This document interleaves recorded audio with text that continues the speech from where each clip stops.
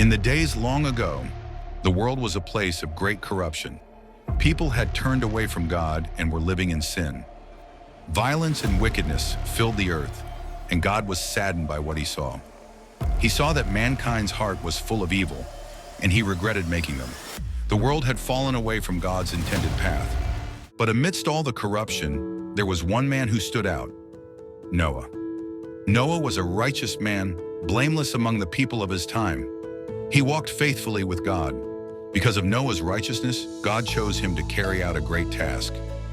God spoke to Noah and said, "The end of all flesh has come before me, for the earth is filled with violence. I am going to destroy all life on earth with a flood, but I will make a covenant with you. Build yourself an ark of cypress wood, make rooms in it, and coat it with pitch inside and out. You are to bring into the ark 2 of every living creature, male and female, to keep them alive. You will also bring your family into the ark, and I will keep you safe from the floodwaters."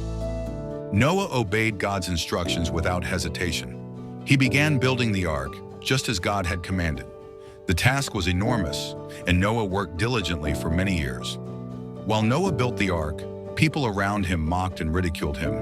They didn't understand why he was building a giant boat, or especially with no signs of rain or flood. But Noah didn't let their laughter stop him.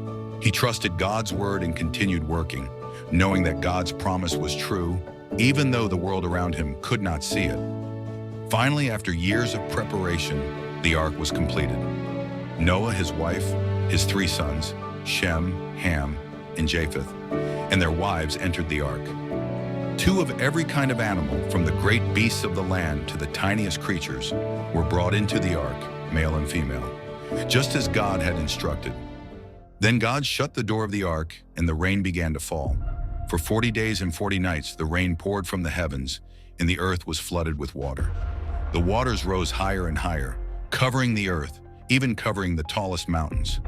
But inside the ark, Noah, his family, and the animals were safe, just as God had promised. The ark floated on the waters, protected by God's hand. After the rain stopped, the waters continued to rise for many days. But when the time was right, God made the waters recede. The ark came to rest on the mountains of Ararat.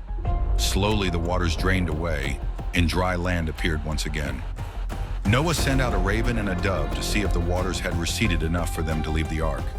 When the dove returned with an olive leaf, Noah knew that the earth was dry and ready to be inhabited again. God had kept his promise. Once Noah and his family stepped out of the ark, God made a covenant with them. He promised that never again would he destroy the earth with a flood. As a sign of this promise, God placed a rainbow in the sky, a beautiful reminder of his faithfulness in the covenant he made with Noah. Noah's story is a powerful testament to faith.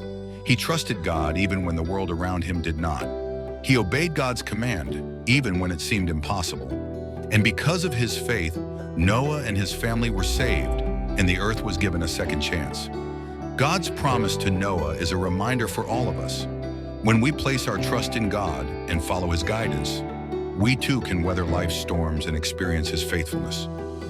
Faith in God, even in the most difficult times, is what keeps us safe and secure, just as it did for Noah. Thank you for watching Bible Quest Chronicles. May Noah's faith inspire you to trust God's plan in your own life.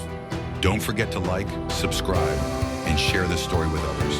And remember, faith is the foundation of all things. See you next time.